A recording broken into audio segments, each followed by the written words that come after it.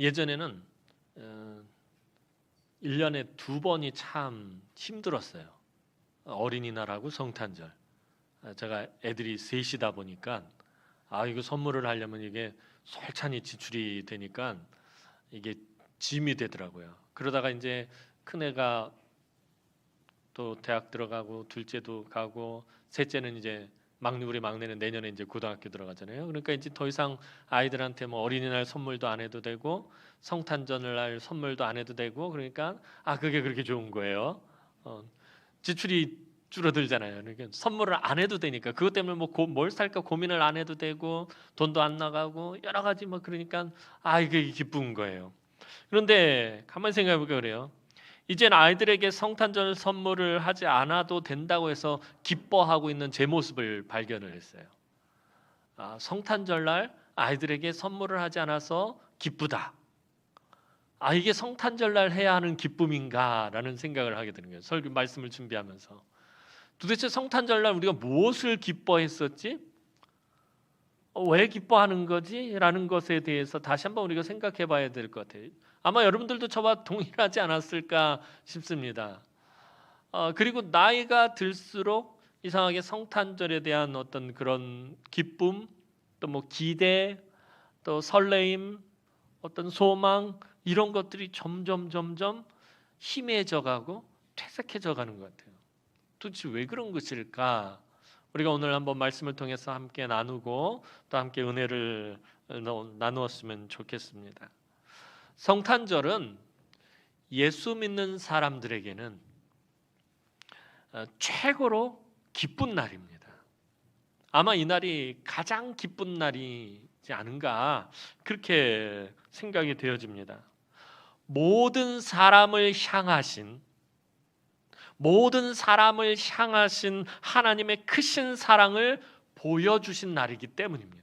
저와 여러분을 향하신 하나님의 그 크신 사랑을 확인시켜 주신 날이기 때문에 온 인류를 향한 하나님의 사랑을 나타낸 날이기에 사실 믿지 않는 자들에게도 기쁨이 되는 날이기도 합니다.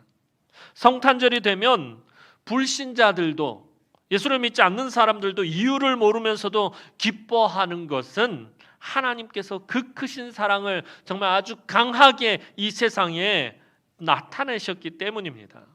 그래서 사람들이 이유도 모르면서 괜히 기뻐하고 즐거워하는 것입니다. 그죠?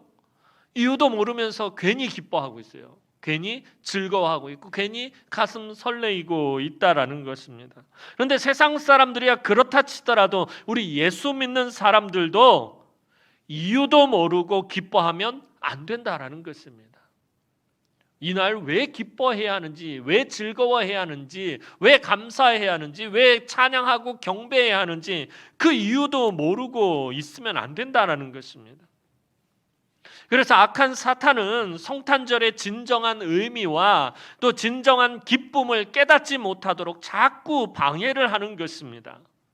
성탄절만 되면 항상 말씀드린 것처럼 사탄은 성탄절의 주인공인 아기 예수님은 쏙 빼놓고 세상적인 기쁨과 세상적인 즐거움과 세상적인 쾌락으로 변질시켜 놓았습니다. 그런데 문제는 믿는 사람들마저 성탄절의 기쁨을 제대로 알지 못하고 그 기쁨을 제대로 표현하지 못하고 있다라는 것입니다.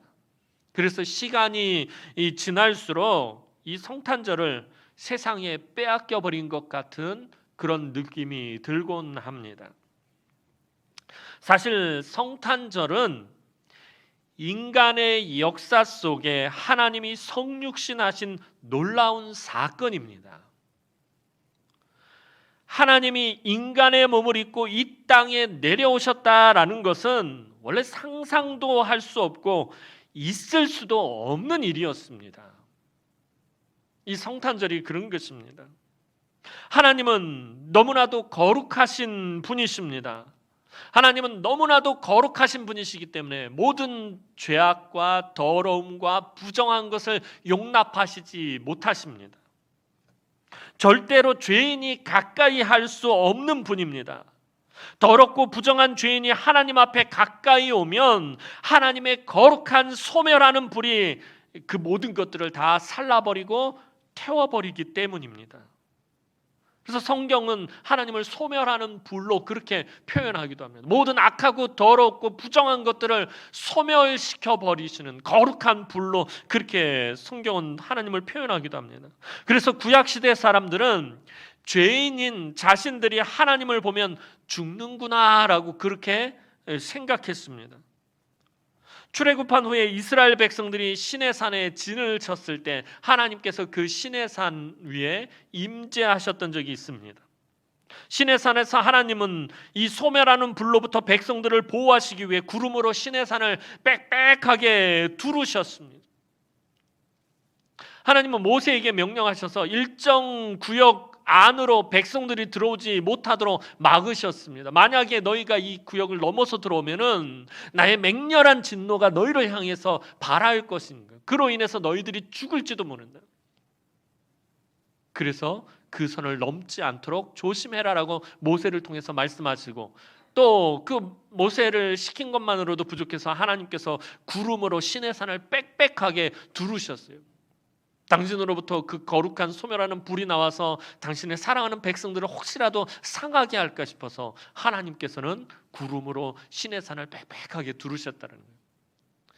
이스라엘 광야의 이스라엘 백성들 이야기하면 항상 드리는 말씀이 이 구름 기둥과 불 기둥이에요. 좀 전에도 몇 번 말씀을 드렸어요. 이스라엘이 행진할 때 맨 앞에 있는 것이 구름 기둥과 불 기둥입니다. 그래서 우리는 낮에는 구름 기둥, 밤에는 불 기둥으로 이해를 하는데, 사실은 불 기둥이 앞에서 행진을 하고 백성들을 이끌어갑니다. 그런데 그 하나님의 거룩한 불이 혹이라도 백성들을 상할까 해서 하나님께서 구름으로 그 불 기둥을 칭칭 감아 놓으셨어요. 그래서 낮에 보면은 그것이 구름 기둥으로 보이고, 밤에 보면은 그 구름 사이로 빛이 비치기 때문에 불 기둥으로 보이는 것입니다. 백성들을 향한, 이스라엘 자손들을 향한 하나님의 극진하신 사랑의 표현이 바로 이 불기둥과 구름 기둥인 것입니다. 이 구름은, 이 영광의 구름은 사실은 하나님의 능력을 하나님께서 스스로 제한하시는 것을 보여줘서 상징하는 거예요. 백성들을 향한 그 하나님의 거룩한 진노를 막는 역할을 하는 거예요. 그게 바로 예수 그리스도의 역할인 것이에요. 그것을 상징하고 있는 것입니다.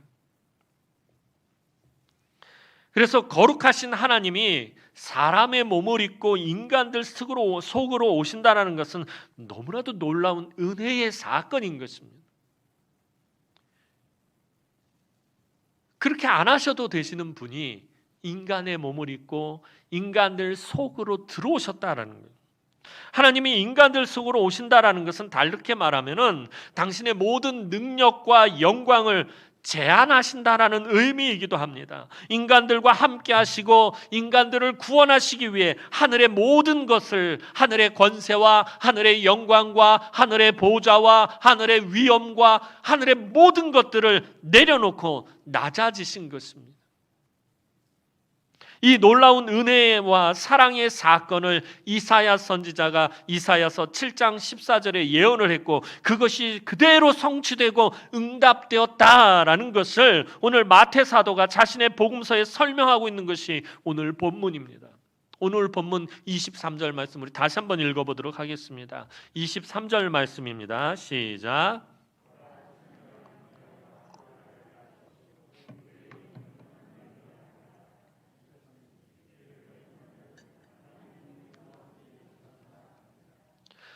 마태는 이사야 선지자의 이 예언이 분명히 그대로 이루어졌음을 강조하고 있습니다. 그것이 22절 말씀입니다. 오늘 우리가 읽진 않았지만 22절 말씀 한번 보도록 하겠습니다. 마태복음 1장 22절 말씀입니다. 시작.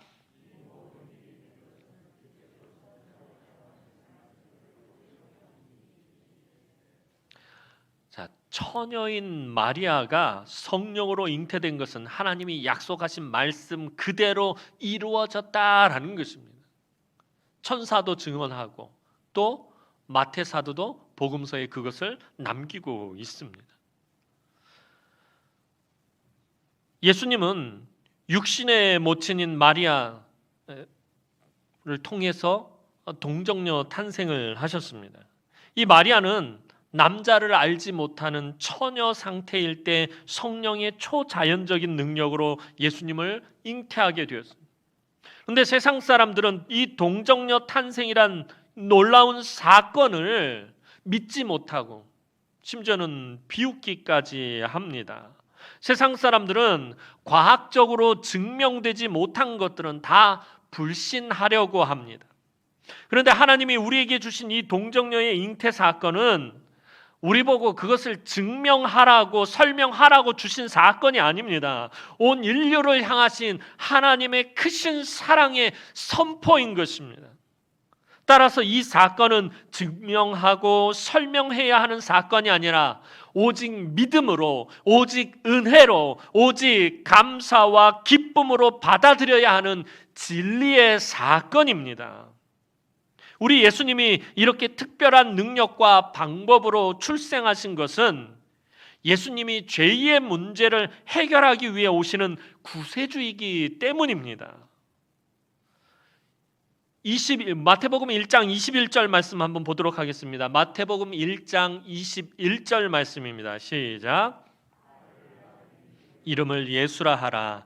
이는 그가 자기 백성을 그들의 죄에서 구원할 자이심이라 하니라. 이는 그가 자기 백성을 그 죄에서 구원할 자이다라고 예수님에 대해서 설명하고 있어요. 예수님은 죄로 인해 멸망길로 가며 아무런 소망이 없던 우리를 용서하시고 죄와 사망의 권세에서 해방하고 천국으로 인도하기 위해 이 땅에 오신 우리의 구세주입니다. 죄의 문제를 해결한다라고 그러면 여기에 반드시 중요한 전제가 하나가 있습니다. 죄의 문제를 해결하려면 죄가 없어야 한다라는 것입니다. 남자와 여자 사이에서 자연적인 방법으로 출생하면 아담의 원죄가 이어지게 되어 있습니다. 그렇다면 결코 모든 인간의 죄를 해결할 수가 없습니다. 그래서 하나님은 창세 때에 첫째 아담을 죄와 상관없이 창조하셨던 것처럼 둘째 아담이신 예수님을 죄와 아무런 상관없도록 초자연적이고 아주 특별한 방법인 동정녀를 통해서 출생하게 하신 것이었습니다. 창세기를 보면 하나님은 선악을 알게 하는 나무를 만드시고 그 열매를 먹는 자는 정령 죽을 것이라고 말씀하셨어요. 선악을 알게 하는 나무의 열매를 따먹으면 반드시 죽을 것이다. 그 열매를 먹지 말라 하셨는데 그 열매를 먹는 것이 죄입니다. 근데 그 죄의 결과가 뭐라는 거예요? 반드시 죽게 된다라는 것입니다. 그래서 성경은 죄의 싹을 뭐라고 말하죠? 죄의 싹은 사망이라고 말하고 있다는 거예요. 죄를 범하면 죽게 된다라는 거예요. 죄인들은 반드시 죽게 된다라고 성경은 말하고 있습니다. 그런데 이 죄의 문제를 해결한다는 말은 다시 말하면 죽음의 문제를 해결한다라는 것인데 이 죄의 문제를 해결하고 죽음의 문제를 해결하려면 반드시 죄값을 지불해야 한다라는 것입니다. 이것을 대속이라고 말합니다. 그런데 죄인 스스로가 죄의 문제를 해결할 수 없기 때문에 죄가 없는 누군가가 대신 그 값을 내야 한다라는 것입니다. 지금 죄를 짓고 감옥에 갇혀 있는 사람들끼리 자기가 내가 너의 죄를 사하겠다. 넌 죄가 없다라고 100번 말해봐야 아무 소용이 없다라는 거예요. 죄를 사할 수가 없어요. 죄인이 죄를 사할 수가 없다라는 것입니다. 죄가 없는 누군가가 대신 그 죄값을 치러야 한다라는 것입니다. 고대 사회는 노예 제도를 인정하고 있습니다. 그래서 노예 시장에서 노예를 사고 팔게 되어 있어요. 같이 묶여있는 노예가 똑같이 노예 시장에 팔려나온, 예를 들면 제가 똑같이 노예 시장에 팔려나온 노예인데 옆에 있는 노예를 내가 너를 자유롭게 해주겠다. 너 이제부터 자유인이야. 100번 말해야 아무 소용이 없어요. 아무런 능력이 없다라는 것입니다. 주인이 그 값을 치르고 그 노예의 몸값을 치르고 그 샀을 때 주인만이 그 노예를 자유롭게 할 수 있다는 거예요. 그 값을 치러준 사람만이 그 노예를 자유롭게 할 수 있다는 것입니다. 그런데 그 죄값이 무엇입니까? 그 죄값이 바로 갚아야 할, 그 지불해야 될 값이 바로 생명입니다. 성경은 생명은 생명으로 대신해서 지불하도록 되어 있어요. 그렇기 때문에 구약 시대에는 제물의 피로 대신 지불했던 거예요. 소나 양의 이런 제물을 죽여서 그 피를 뿌림으로 그 생명으로 대신 나의 죄값을 치르게 했던 거예요. 구약의 제사입니다. 그래서 제사에 드려지는 제물은 아무런 흠이 없어야 돼요. 하나님 앞에 제사로 드려지는 이 제물엔 절대 흠이 있어서는 안 돼요. 흠이 있으면 그 제물은 제물로서의 자격이 없는 것입니다. 이제 모든 인간들의 죄값을 대신 지불하려면 역시 아무런 흠도 죄도 없어야 합니다. 그리고 또한 그 가치가 인간의 가치보다 더 높아야 한다라는 거예요. 예를 들면 고대 사회에서는 노예 값이 은 30이었는데 그 은 30이라는 가치가 노예 하나의 가치이기 때문에 그것이 그 지불이 되는 거예요. 그럼 지나가다가 땅에 있는 흙 한 줌 퍽 퍼가지고서는 자, 이 흙으로 이 노예의 몸값을 대신하겠다 그러면 이게 성립이 안 되는 거예요. 왜냐하면 이건 그 노예보다 가치가 없는 거기 때문에. 이 노예를 자유롭게 하려면은 노예보다 가치가 있는, 가치가 더 높은 무엇인가를 지불해야 한다라는 것입니다. 그래서 하나님은 하나님의 아들을 이 세상에 보내신 것입니다. 하나님의 아들은 그 무엇과도 바꿀 수 없는 세상에서 가장 존귀한 가치를 가지신 분이기 때문입니다. 그 하나님의 아들이 이 세상에 동정녀를 통해 오신 사건이 바로 성탄인 것입니다. 이것은 오늘날로 치면 너무나도 놀라운 왕대방 뉴스예요. 우리는 하나님이 인간의 몸을 입고 이 땅에 오셨다는 것, 동정녀의 탄생에 대해서 그냥 늘 들어왔다 보니까 이게 별다른 감흥이 없어요. 별로 놀랄 일이 아니에요. 그렇지만 이게 사실은 엄청나게 놀랄 일이었다라는 거예요.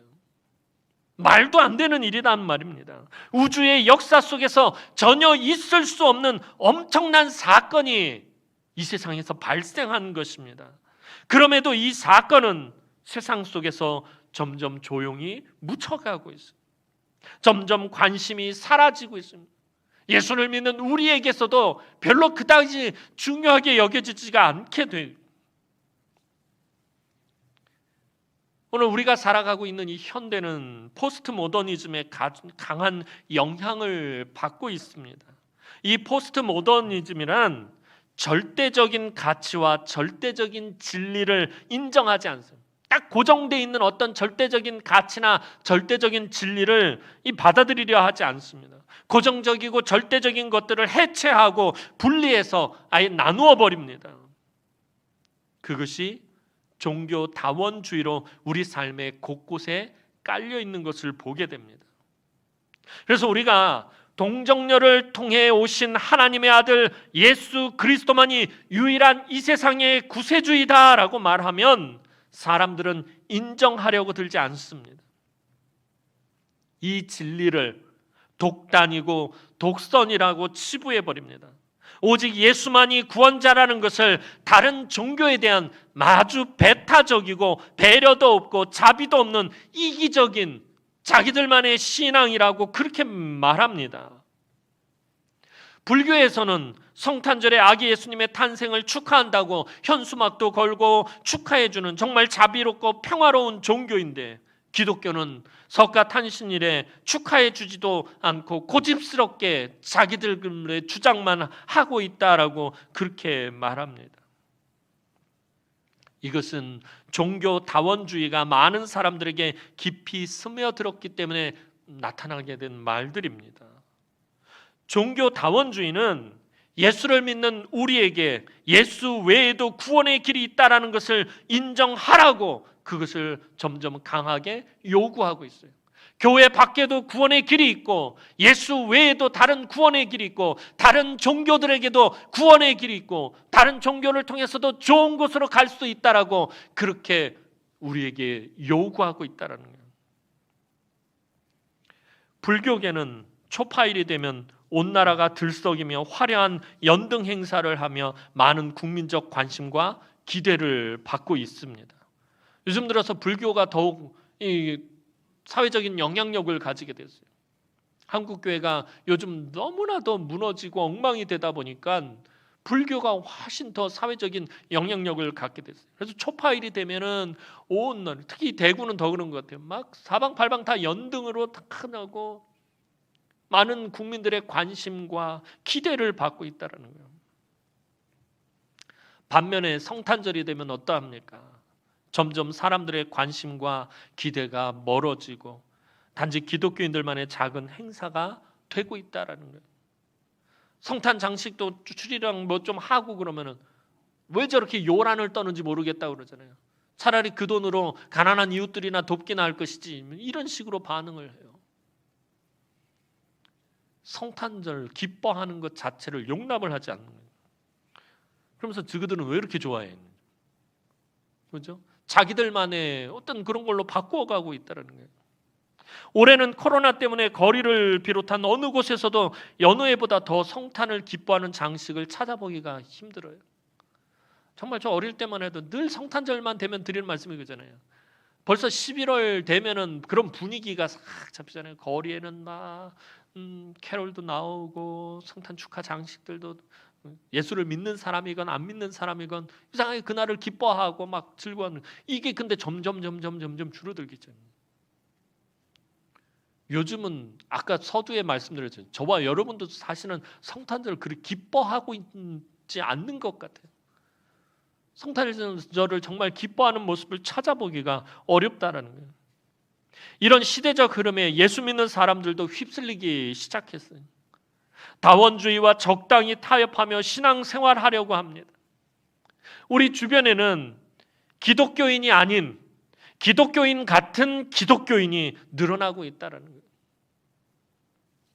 사랑하는 성도 여러분, 시대가 지날수록 왜 예수님의 성탄에 대한 기쁨과 감사와 기대와 설레임이 점점 사라져가고 있는 것입니까?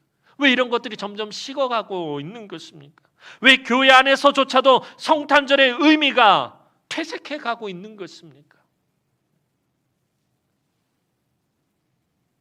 설교를 준비하면서 참 가슴을 치고 자책을 하게 됐던 거예요.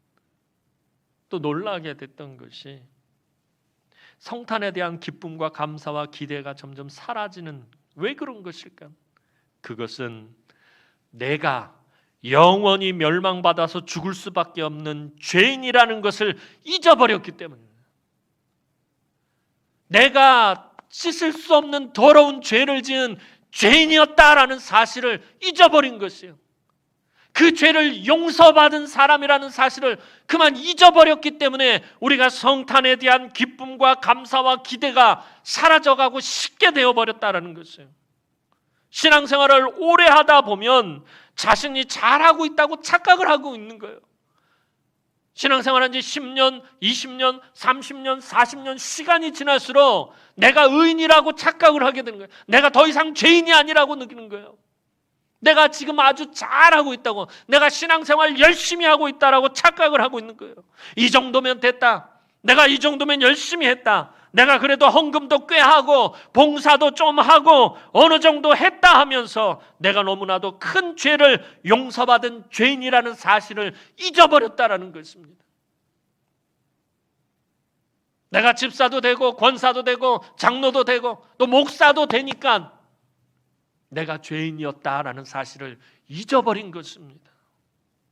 내가 용서받지 못할 큰 죄인이라는 의식이 없으니 나를 모든 죄에서 구하기 위해 예수님이 오셨다라는 것을 별로 귀하게 여기지 않는 것입니다. 내가 죄인이었다는 사실을 잊어버리니까 나의 그 죄를 용서하기 위해서 주님께서 인간의 몸을 입고 이 낮고 찬한 곳에 오셨다라는 사실을 기뻐하지 않게 되었다라는 것입니다.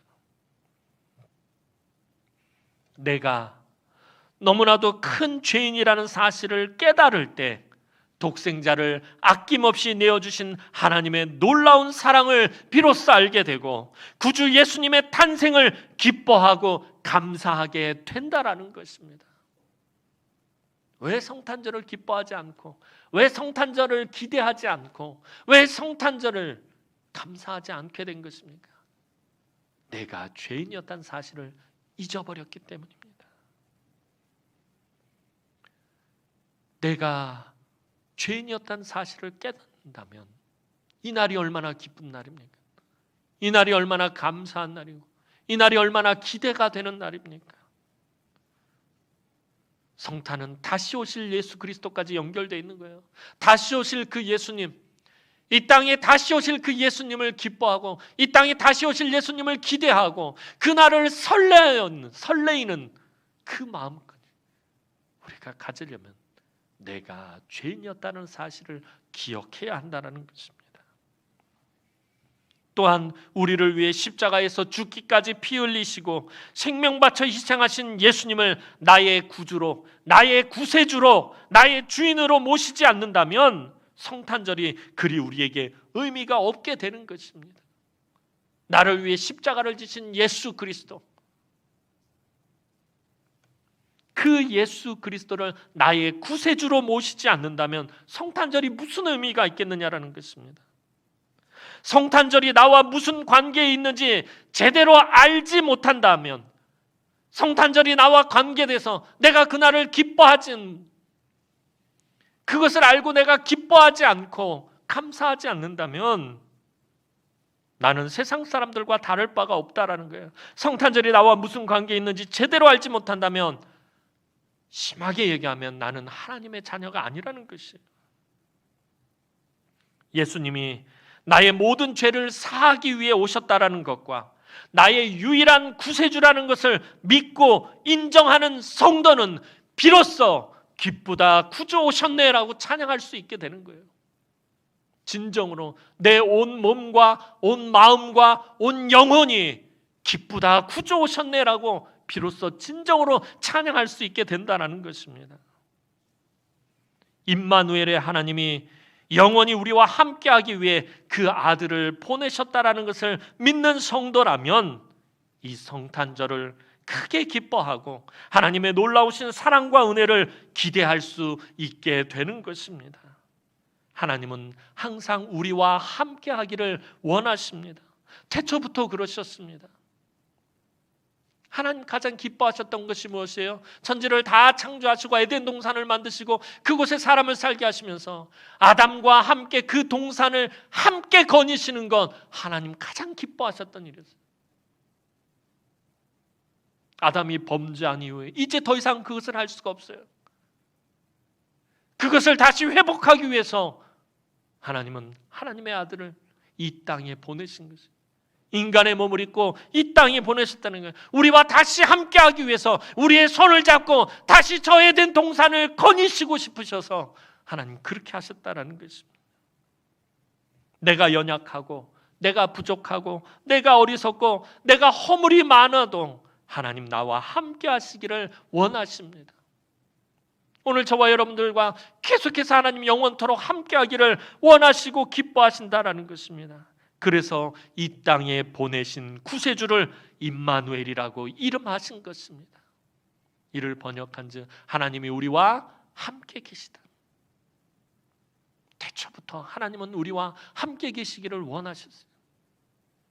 그런데 그것을 가로막고 있는 것이 무엇입니까? 죄의 문제였다라는 것이에요. 그 죄의 문제를 해결하기 위해서, 그 죄의 문제를 해결하고 다시 우리와 함께하기를 원하셔서 독생성자 예수 그리스도를 이 땅에 보내셨다라는 것입니다. 올해는 코로나로 인해서 더욱 힘들고 어려운 상황이지만 하나님이 우리와 함께 하시기 위해 아기 예수님을 보낸 성탄절을 우리 모두가 오히려 더 기뻐하고 더 기대했으면 좋겠어요. 성탄절 그저 막연히 좋아하고 지나갈 일이 아니라 이 성탄의 의미가 도대체 무엇인지 다시 한번 깨닫고 나 같은 죄인, 벌레만도 못한 나 같은 것을 구원하기 위해서, 아무 쓸모없는 아무런 가치 없는 나 같은 것과 함께하기 위해서 하나님의 아들이 이 땅에 오셨다는 그것을 여러분들 기억하시고 성탄절을 여러분들 더욱 기대하시고 더욱 기뻐하시고 더욱 감사하시고 더욱 찬양하시고 더욱 경배하는 그런 날이 되었으면 좋겠습니다. 이제 성탄절이 코앞에 다가왔어요. 지금 정부가 어떻게 할지 모르겠는데 3단계로 격상하지 않는다면 우리가 또 성탄절날 모여서 감사하고 기뻐하며 예배를 드릴 건데, 돌아오는 성탄에는 우리가 정말 더 기뻐하고 더 기대하며 예배할 수 있었으면 좋겠습니다. 그런 믿음과 그런 신앙으로 주님 다시 오실 그날까지 기대하고 소망하는 우리 남흥의 모든 성도들이 되기를 주님의 이름으로 축원합니다. 기도드리겠습니다. 사랑과 은혜가 많으신 아버지 하나님, 은혜와 사랑을 진심으로 감사를 드립니다. 도대체 나 같은 것이 무엇이간데 우리 주님께서 이 낮고 천한 곳까지 오신 것입니까? 우리같이 더럽고 악한 죄인들을 함께하기 위해서 하나님께서 독생성자 예수 그리스도를 이 땅에 보내셨습니다. 하나님, 그 성탄을 생각할 때 우리가 기뻐하지 않을 수 없고, 우리가 감사하지 않을 수 없고, 우리가 소망하지 않을 수 없고, 우리가 기대하지 않을 수 없음을 이 시간에 고백하오니, 아버지 하나님, 이번 코로나로 인해서 너무나도 힘겨운 이 때에 이 성탄절을 통해서 치유하시고 회복시키시는, 모든 것을 고치시는 그 하나님을 기대하고 또 우리와 함께하기 위해서 애쓰시는 그 하나님, 그 사랑을 우리가 다시 소망하고 기대하고 기뻐하는 성탄이 되게 하여 주옵소서. 감사를 드렸고 예수님의 이름으로 기도하옵나이다. 아멘.